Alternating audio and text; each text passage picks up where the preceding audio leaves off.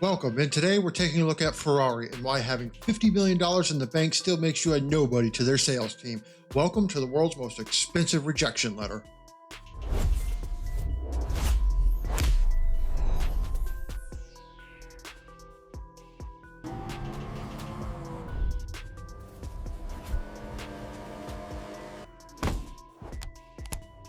Imagine you just made $50 million on a tech exit.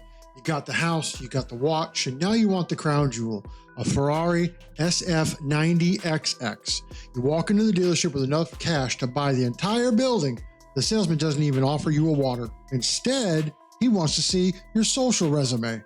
We're better than you, and we know it. Ferrari is the only company on earth that treats millionaires and billionaires like they're applying for a low-income mortgage. Because at Ferrari, money is common. Loyalty is the true currency. And if you haven't spent the last decade buying their entry-level models just to prove you're worthy, they won't even let you sit in the seat. Welcome to the most expensive cult in the world. Bonum commune communitatis. Bonum commune communitatis.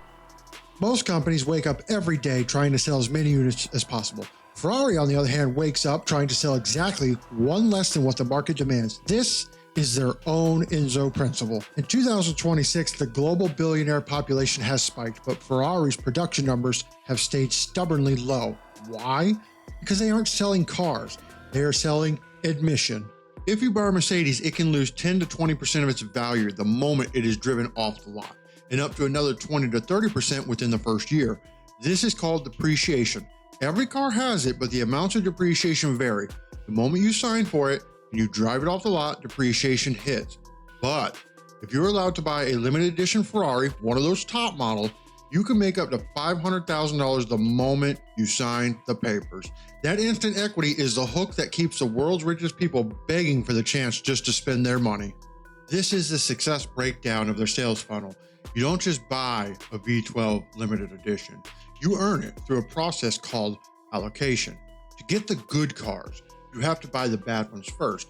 Dealers will often tell a new client, if you buy a new Daytona SP3, you need to buy 2 Portofinos and a pre-owned Roma first. It's essentially a $600,000 cover charge just to get into the VIP lounge. You're forced to buy the standard models that you don't even want just to build a history with the brand. It's the ultimate pay-to-play scheme. Once you finally get the car, you think it's yours, right? Wrong. Ferrari owns or sold the car. You just have a temporary lease on the metal. That's where the blacklist comes in. If you modify the car in a way that offends the brand's dignity, you are banned from buying further Ferraris. Take the famous case of Deadmau5. He wrapped his 458 in a neon cat meme wrap and replaced the Ferrari badges with Purrari icons, as he called it.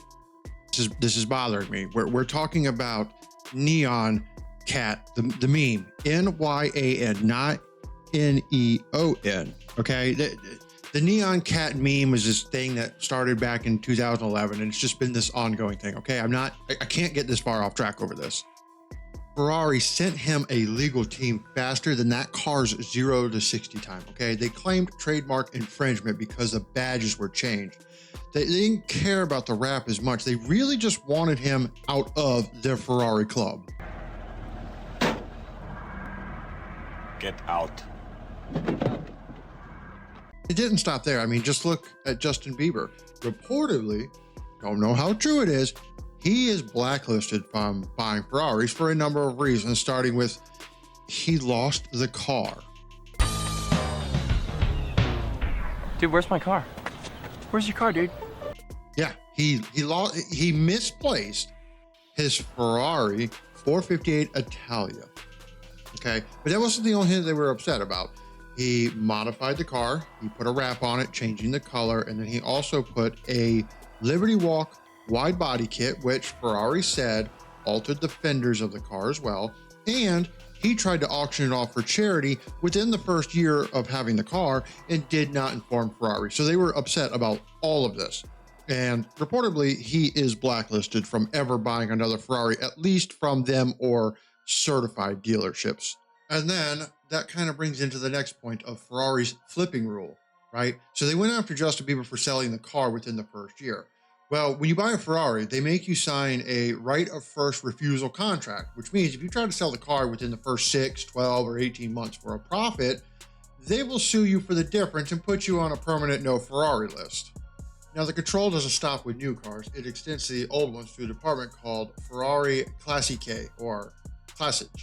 It just means classic or classics in Italian. If you look it up online, it's going to come up as Classica or Classico, a masculine and feminine version of the word. And if you add an S onto the English word, which is now classics, we're making it plural, it's pronounced Classiche. Look, I don't know. I didn't make the language. It's an Italian thing. We're going way too far off track. This isn't what this video is about, and it's leading me into a rant. I'm getting back to it anyways.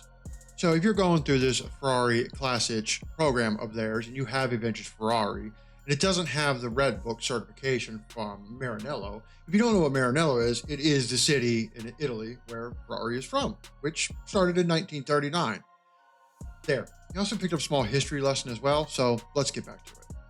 Without this book, though, they're worth about 30% less. To get that book, though, Ferrari must inspect every nut and bolt.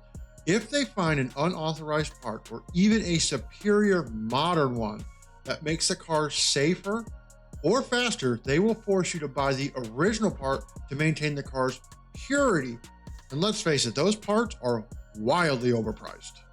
And if you think about it, this is really a genius protection racket that they've got going on. I mean, they have convinced the market that the car is only real if they say it is. They just don't sell the future because, let's face it, they can't really predict it and what technologies might be coming out in the future. So they got smart and control history itself. Now, the absolute peak of the Ferrari pyramid is the Chorus Cliente.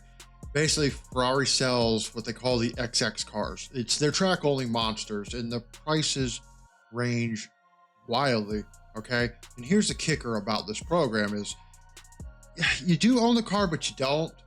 You're not allowed to take the car home. They keep it at Ferrari and Maranello. And if you want to drive it, you have to book it with them, and they organize a track day where they'll fly the car out. They send out engineers. They do pit crew services. You drive it for a few hours.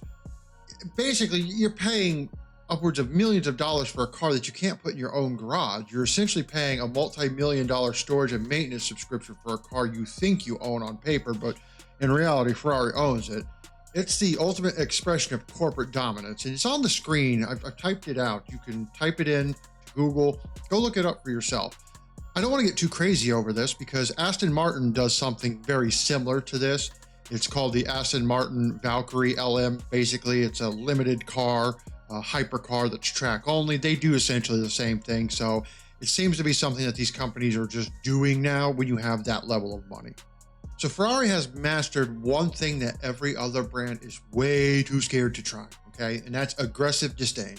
They know the more that they tell somebody with stupid money no, the more that person will do anything to hear a yes, okay? Think about this. This isn't a car company. This is literally a luxury social filter. They turn a mechanical object into a digital handshake that literally tells the world you've made it, but only because Ferrari allowed you to. Ferrari has one of the ultimate success breakdowns. While every other brand is begging for your attention, Ferrari is charging you millions of dollars for a car you can't even take home. They have mastered the art of making no the most profitable word. If you're tired of the customer's king fairy tale and want to see how some of the world's most powerful systems and businesses actually work, hit that subscribe button. We're digging into the hidden business operations of these exact companies. I'm CDogFL, and this is the Hidden Business Ops. And remember, the system isn't broken. It's working exactly the way they designed it. And I'll see you on the next breakdown. You know, I'm sitting here just looking at this Justin Bieber Ferrari, okay? I understand why Ferrari's upset, but at the same time, I mean, it's a really good looking color he put on there, and it looks good with that wide body. Ferrari they need to calm down a little bit.